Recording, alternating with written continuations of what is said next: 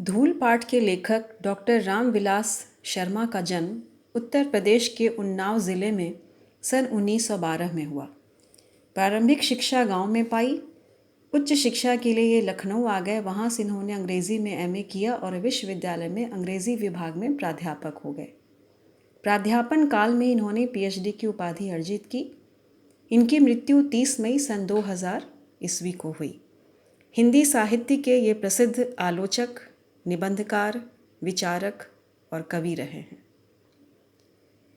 कई मुहावरों, लोकोक्तियों, देशज शब्दों और अन्य रचनाकारों की रचनाओं के उद्धरणों से ली गई सूक्तियों तथा पंक्तियों से ओत-प्रोत इस पाठ में लेखक ने धूल की महिमा और माहात्म्य, उपलब्धता और उपयोगिता का बखान किया है।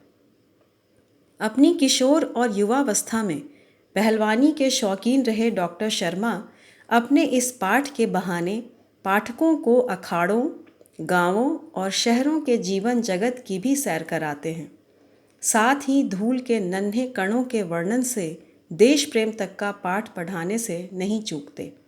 इस पाठ को पढ़ने के बाद पाठक धूल को यूं ही धूल में न उड़ा सकेगा। पाठ का सार इस प्रकार है। धूल का सौंदर्य। हिंदी कविता की एक सुंदर पंक्ति है, जिसके कारण धूल भरे हीरे कहलाए। इसमें जिस धूल भरे हीरे का वर्णन किया गया है वह हीरे से भी बढ़कर है। गांव का कोई भी बच्चा धूल भरा ही अच्छा लगता है। बाल कृष्ण के मुंह पर सुशोभित धूल के सामने आधुनिक सौंदर्य सामग्री कुछ नहीं है। हमारी वर्तमान की अभिजात सभ्यता, आज हमारी सभ्यता धूल से बचना चाहती है, इसलिए वह बच्चों को धूल से बचाती है। उसे डर है कि धूल में उनकी कृत्रिम चमक फीकी पड़ जाएगी। जिस कवि ने यह लिखा है, धन्य धन्य वे हैं नर मैले जो करत गात कनिया लगाए धूरी ऐसे लरिकान की, वह भी हीनता से ग्रस्त हैं। वह धूल से तन को मैला होना मानते हैं। फिर ऐसा कवि अखाड़े की मिट्टी को देखकर तो उबकाई भरने लगेगा, परंतु अखाड़े की मिट्टी मनुष्य के लिए दुर्लभ है।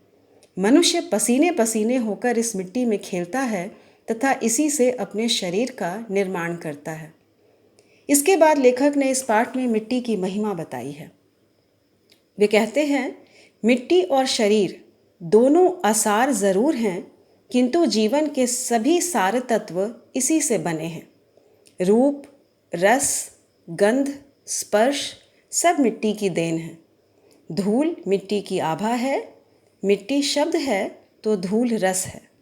मिट्टी देह है तो धूल प्राण है।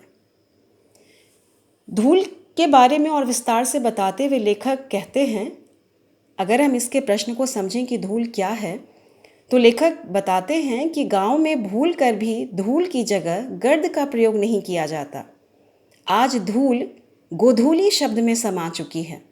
अमराइयों के पीछे छिपे हुए सूर्य की किरणों में जो धूल चमकती है, सूर्यास्त के बाद जो धूल रुई के बादल की भांति आकाश में छा जाती है, चांदनी रात में गाड़ियों के गुजरने के बाद जो धूल का गुबार छा जाता है, जो शिशु के मुख तथा फूलों की पंखुड़ियों पर सौंदर्य की परत बनकर छा जाती है, उसी को धूल कहते हैं। ये गोधूली ग्रामीण संस्कृति की संपत्ति है। यह शहरों को नसीब नहीं है। यह गोपालों के चरणों की धूल है। हाथी घोड़ों के चलने से उठी हुई धूल नहीं है।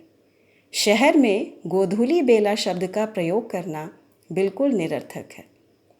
इसके बाद लेखक ने धूल की महिमा का वर्णन किया है। इन्होंने बताया है कि धूल हीनता की नहीं, महिमा की प्रतीक है।